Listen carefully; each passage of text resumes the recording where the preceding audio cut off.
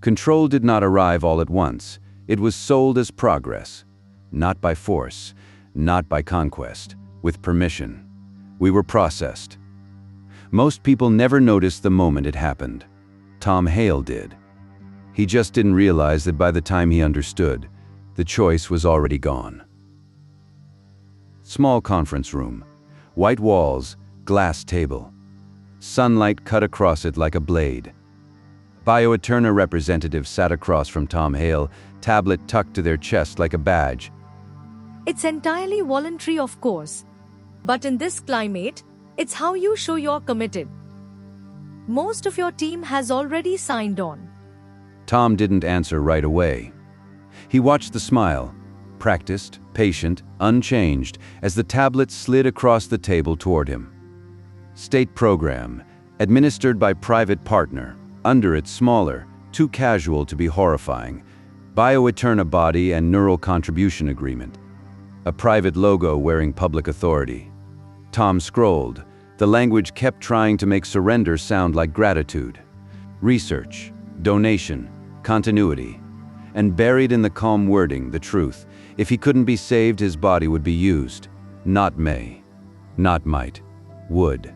This only applies if I'm dead? It applies when recovery probability falls below program threshold. This isn't a choice. No one is making you sign, Tom. It's pressure with a smile. My job, my wife, my kid. It's about securing what matters. Your family's future given the economy. Tom scrolled until a section labeled Universal Basic Issuance. Names sat underneath like line items. Elena Hale. Lily Hale. Not signatures, not options. Just attached. Their coverage in his hands. Leverage. Tom held the tablet tighter. So they're on my file? They're covered under your issuance, yes. And if I don't donate? Your household UBI will be tier-adjusted. Non-participation is noted at review and roles like yours are in demand. The smile didn't flicker. At the bottom, quiet as fine print. Terms subject to change. Tom looked for a way back, not on the tablet, for himself. There wasn't one. Then he signed. Perfect. Welcome to the program, Tom. Your UBI updates within the hour. You might notice some categories shift. Nothing you need to do. Afterward, he didn't stand up right away. He took a screenshot, not to share. Just to keep proof of the page before it changed. On the ride home, a screen at the front refreshed. Official seal first, then a service update. Thank you for your patience. A smaller line sat underneath, almost polite. Yesterday's incident has been classified minor. Service has been restored. No footage, no names. Tom's eyes drifted to the platform window as they rolled past a corner scrubbed too clean.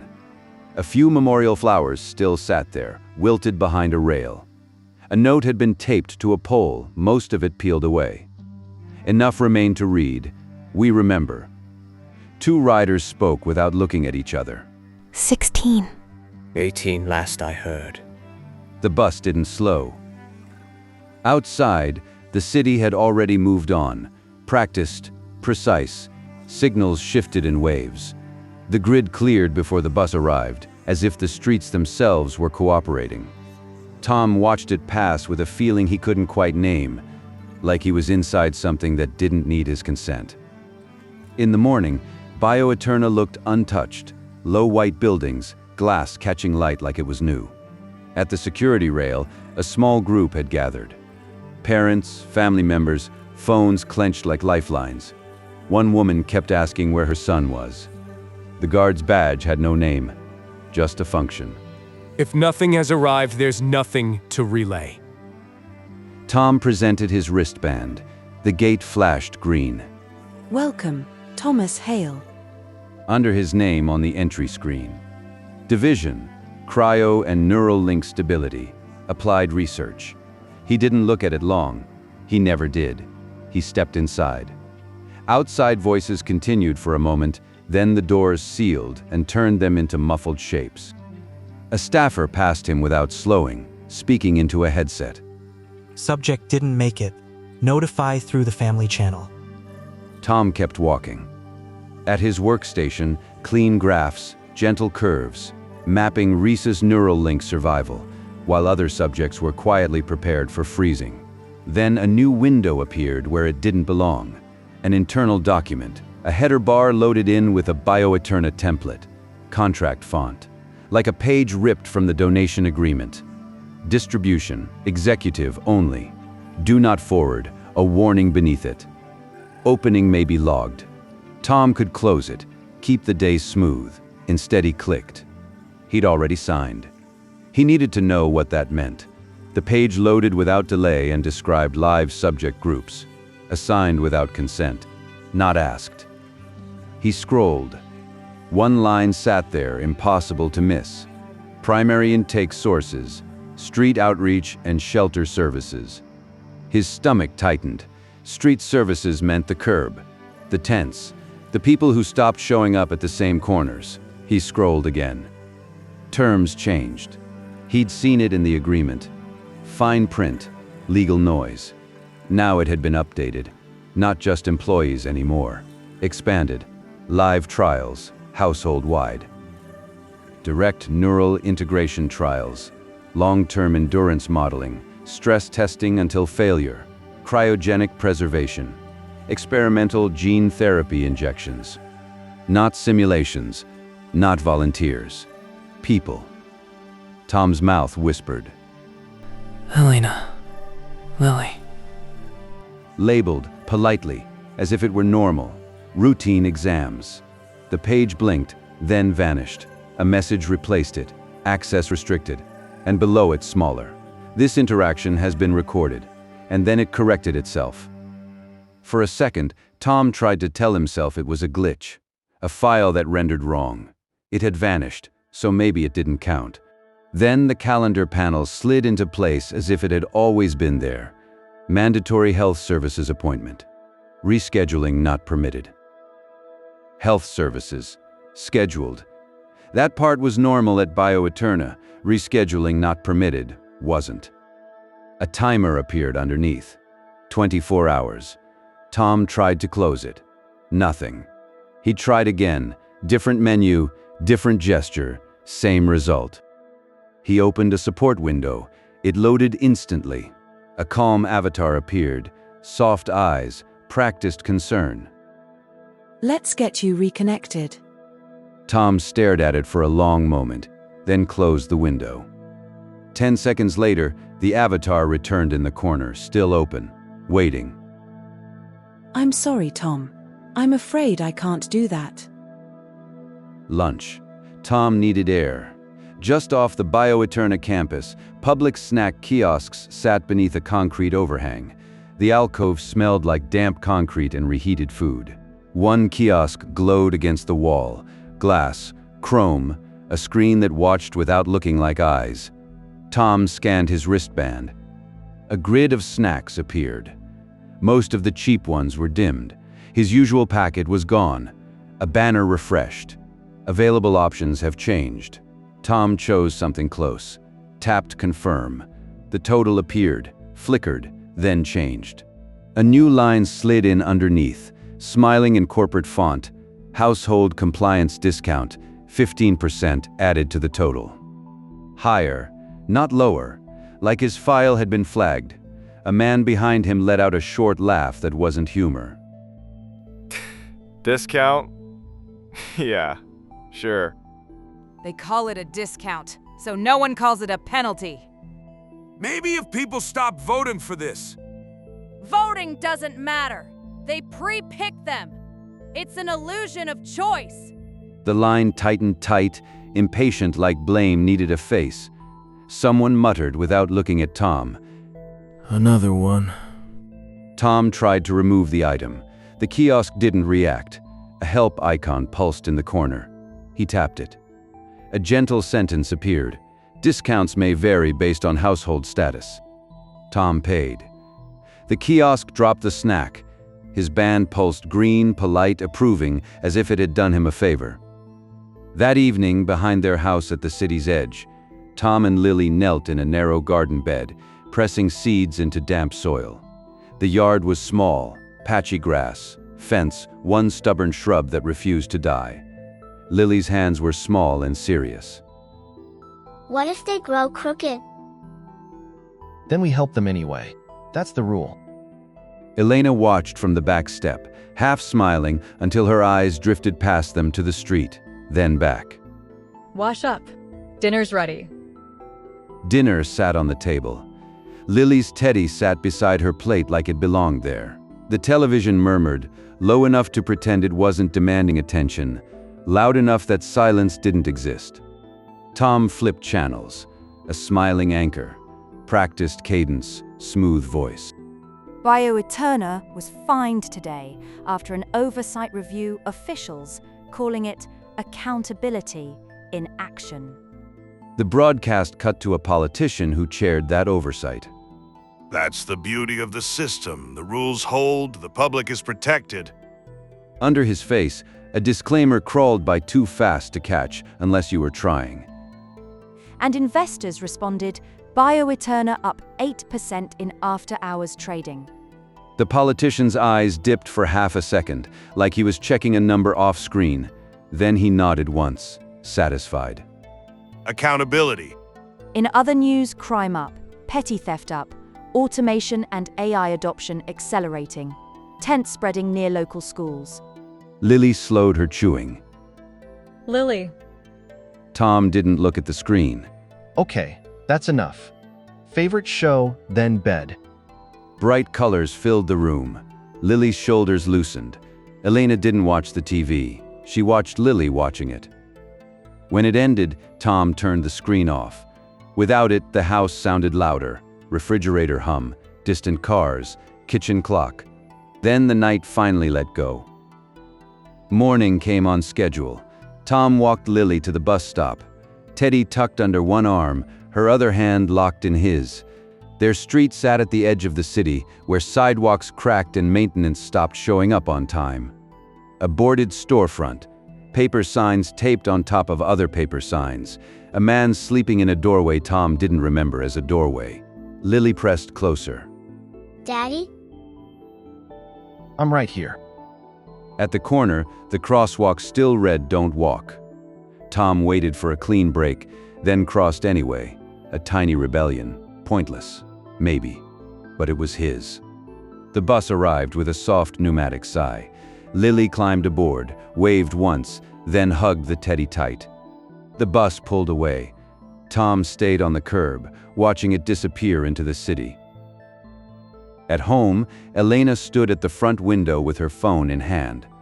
Across the road, a man stood with his own phone angled like a badge. A clean civic label sat under his name, Neighborhood Watch Chief. Elena didn't wave. She watched him, then watched the street, then checked her phone again. Tom came up behind her. He got a Civic Duty Award last week for reporting a kid down the street with no license plate on his bike. Authority rarely arrived as evil. Most of the time, people simply agreed to it. Tom nodded once. Later, on his commute to work, Tom got off a stop early. The platform opened onto air that smelled like old rain and exhaust. Across the street, tents sat tucked against a retaining wall like they'd been pushed there to be less visible. A woman crouched beside blankets. A man held a cardboard sign out in front of him, arms trembling like it was heavy. A kid sat cross-legged on a tarp, eyes tracking shoes and bags without looking up. Tom started to look away, then didn't. The woman met his eyes, not pleading, just there. Anything helps. He reached into his pocket and pulled out the snack packet he'd meant for later. Not money, not charity. Food. He held it out. The woman's hand moved fast, then tucked it away like it was contraband. Thank you. Behind him, a soft mechanical whir. A shadow crossed the sidewalk. A drone drifted overhead, slow, patient, lens angled down. Tom froze. The woman saw it and went tight.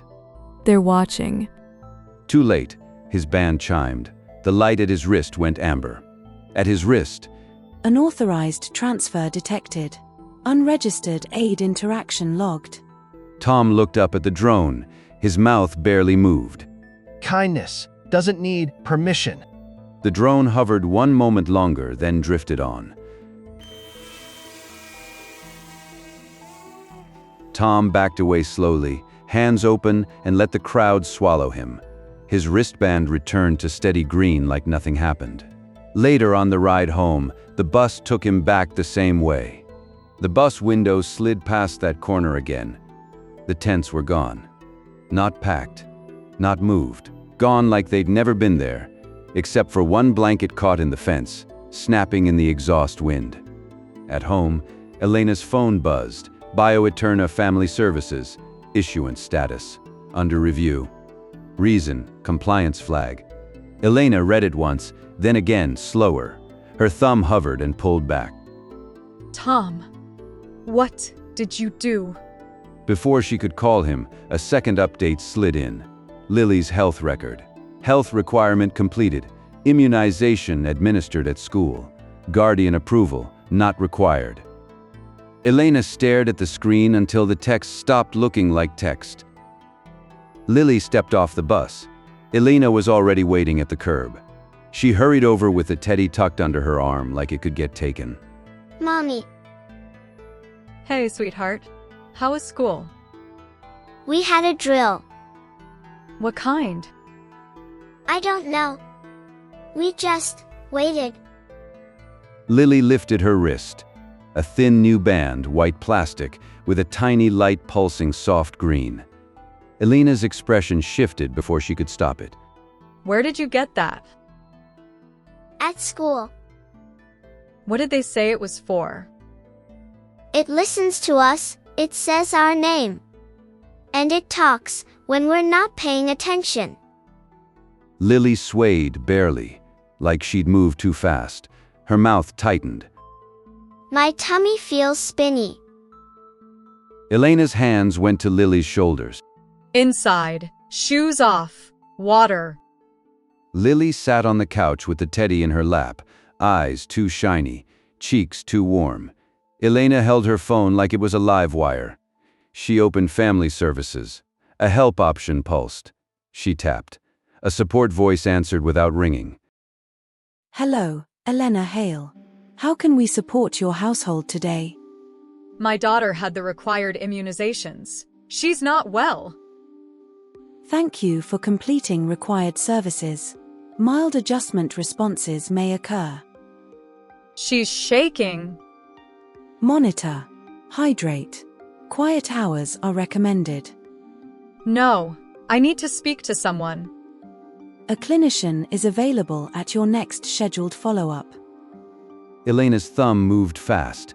She tapped into Lily's medical record, services log. A line sat there like it had been waiting. Follow-up scheduled. Remote support. Not available. I need someone now, not another appointment. Live support is not available for this case. Follow-up has been scheduled. Elena hung up before the sentence finished. Her hand shook once, then stopped. Elena looked at Lily, small under a blanket, trying not to be a problem. The door opened quietly. Tom stepped inside, already loosening his tie. He saw Lily on the couch. She got sick at school. Tom knelt beside her. Her skin was warm. Daddy. Tom forced a smile that didn't hold. Questions sat between them. Neither gave them a voice. They kept watch beside Lily. Eventually, the house went quiet. The next day, Tom arrived early at work, not because he wanted to, but because the timer hit 0. Health Services was bright and quiet, normal.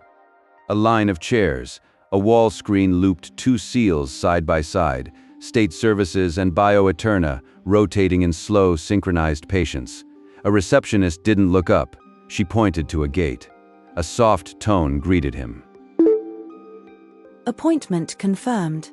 Please proceed to Station 4. Light strips in the floor guided him, steady, unblinking. Station 4 sat behind partial glass. A chair, a counter. A scanner waiting at wrist height. No clinician, no nurse, just the machine. Tom held his band near the reader. Green, A screen lit. He tapped opt out. The screen didn't refuse. It smiled. Opt-out request received. Please confirm you understand the following. A paragraph of legal fog. Then 3 questions. By opting out, you accept potential service interruption. Yes or no? You acknowledge dependent impacts may occur. Yes or no? You certify you are not under duress. Yes or no? He hit yes on all 3. Opt-out denied, response pattern inconsistent with informed consent. Procedure initiated. Thank you for your cooperation. A thin mechanical arm unfolded from the counter. A sterile packet slid out. A syringe, preloaded. Tom started to pull back. A chest strap extended, tightened, and guided him. His chair didn't move. A strap slid across his forearm, soft, firm. The arm aligned the needle like it was docking. He hadn't agreed to anything. Not like this. Wait! No! Please remain still. He tried to stand. A small click. A red dot appeared on the screen. Mobility restricted. Procedure in progress. No one behind the glass looked back. The needle went in. Cold pressure. Clean sting. The syringe emptied at a steady pace. Tom's wristband pulsed green. The screen refreshed. Procedure complete. Have a wonderful day. The strap released. The chair unlocked. Tom stood too fast, caught himself, and pressed 2 fingers to the dot on his arm. No blood. Just a tiny red mark like punctuation. He walked out. No one asked how he felt. That night, Tom sat at the kitchen table with Elena while Lily slept with the teddy under her chin, damp hair stuck to her forehead. Tom's wristband pulsed soft green, steady, waiting. Tom, we need to talk. He slid a finger under it, unclipped it, and carried it into the other room. The light shifted to red, silent, just keeping score. Elena didn't start with questions. She opened the Family Services app and turned the screen toward him. 2 lines in cold font. Issuance status, under review. Reason, compliance flag. She swiped once to the next screen. Health requirement, completed. Administered at school. Yesterday, my phone flagged our file. Compliance review. Then, Lily gets a required immunization at school without our approval. She comes home shaking, Tom. What is going on? Tom's face didn't change much, but his hand closed once, slow, on the table. It might be tied to what I signed. I thought that only affected coverage. That's how it was sold. Coverage, post-mortem donation. Then the terms changed. Elena went still. Changed? Into what? My status carries over. Whatever they do to me counts for you, counts for Lily. Earlier today, they pulled me into health services. It was an evaluation, they said. Why would they? Because I got flagged, and because yesterday I opened something I wasn't supposed to. An internal memo, executive only. It warned me first that opening may be logged. I opened it. What did it say? It wasn't about employees. It was about families. Elena's eyes flicked to Lily's door. Say it. Live trials, household-wide. They start with outreach, shelters. Then they scale, eventually everyone. Lily. She is enrolled too. Tied to my file. Tom, she's only 6. You take her. Where? Family. Anyone. Anywhere but here. Somewhere the contract doesn't follow. Why didn't you tell me earlier? I thought it was too unbelievable to be real. A glitch. Elena let out a small, sharp breath. I don't need you to protect me from panic. I need you to tell me. Tom nodded once. He couldn't promise more than that. Elena's thumb moved fast on her phone, removed dependent from coverage. The field grayed out before she could hit send. A help bubble appeared like a smile. For your security, This option is not available at this time. Elena stared at it, then let out one short laugh that didn't match her face. Of course. The house didn't get louder. It just started listening. Morning arrived, and Tom's body lagged behind him. His wristband chimed, health monitoring active, access confirmation required. Tom went to the door on autopilot. He turned the knob. Nothing. Not stuck. Not jammed. Just denied. A soft chime. Authenticating. 10 seconds. Long enough to understand. Then, the lock clicked on its own. Access granted. Tom kept his hand on the knob a moment longer. Then he let go. Not because he couldn't leave, because he almost forgot something. He turned back into the house. Elena didn't speak. She just moved. Coat, keys, Lily's backpack. Sequence. No wasted motion. Tom turned and watched them like he was trying to memorize the shape of his own life. Lily wandered closer, half awake, rubbing one eye, Teddy dragging behind her. Daddy, are you going to work? Tom's hand went to his pocket, then stopped. He looked at Elena. Then he knelt in front of Lily, slow. Hey, come here. He pulled something from his pocket and set it in Lily's palm, a small brass compass. Old, worn smooth at the edges. The lid scratched like it had lived through pockets and storms. Lily's fingers curled around it instinctively. What is it? It was my dad's. He guided her thumb to the hinge. The lid flipped open with a tiny click. The needle trembled, then chose a direction. He told me it would always point in the right direction when everything else didn't. Lily looked up at him, eyes wide, like she could tell this was important even if she didn't know why. Will it point to you? Tom's throat tightened. He made his voice work. It'll point to the truth, and it'll remind you you're not lost. He closed Lily's fingers around it gently, like sealing something precious. Tom. Tom stood. He kissed Lily's forehead once, quick, like a theft. Then he stepped out the door. At BioEterna, Tom moved slower than he meant to. When he reached his floor, he saw it before he sat down. Mark's desk was empty. Not messy, not cleared, absent. Claire's chair sat pushed in perfectly, terminal dark. Mark had leaned in at his screen, gone quiet for the first time. Tom remembered it sharper now, the exact moment the memo had appeared. Mark had gone ghost white. At Claire's workstation, the trash hadn't been emptied. A folded page sat on top. Half a paper calendar torn clean. Yesterday circled. Station 4, 9:20 a.m. Tom opened the employee directory. Mark, no results. Claire, no results. A line appeared at the bottom. Some entries are restricted for safety. Tom stared at the screen. They were here yesterday. He pushed his chair back. The room tilted not all at once, but with intention. His knees stopped cooperating. He caught the edge of the desk and slid down. Not a crash. A controlled failure. When his eyes opened again, he wasn't in his chair. Gray uniforms. A cart. A scanner hovering near his wrist. No shouting. No urgency. Only practiced efficiency. Transport confirmed.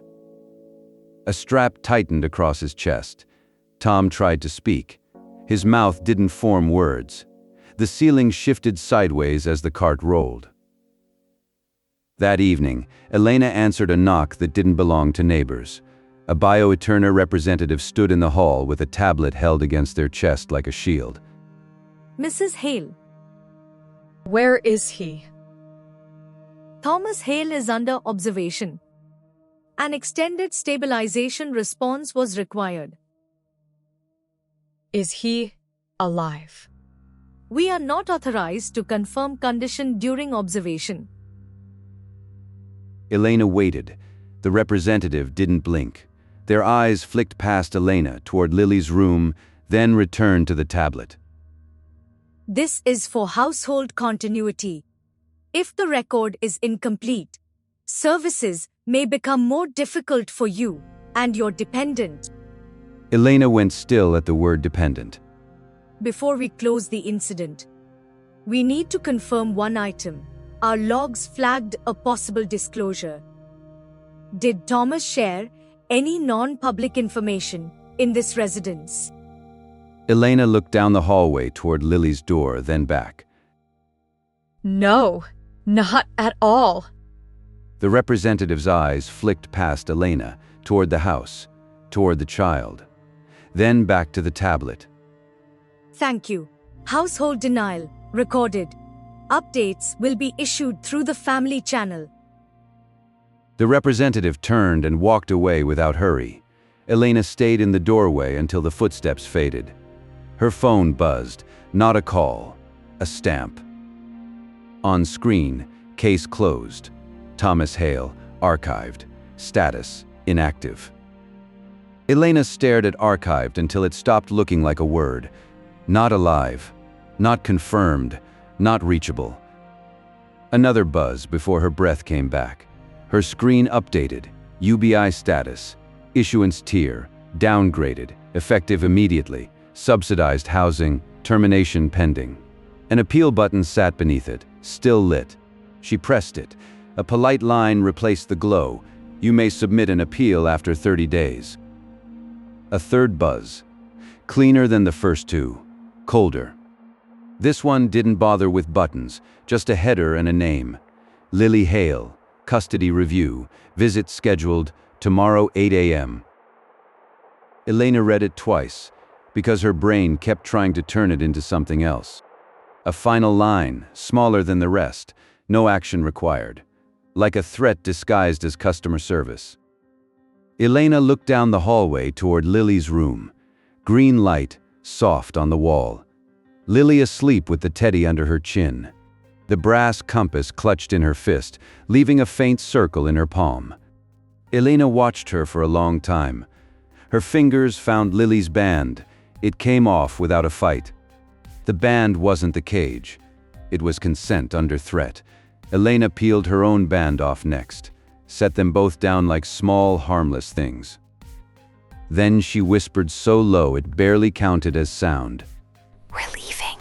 The room went still. Her phone vibrated once. Not a call, not a message. A status change. Exit recorded.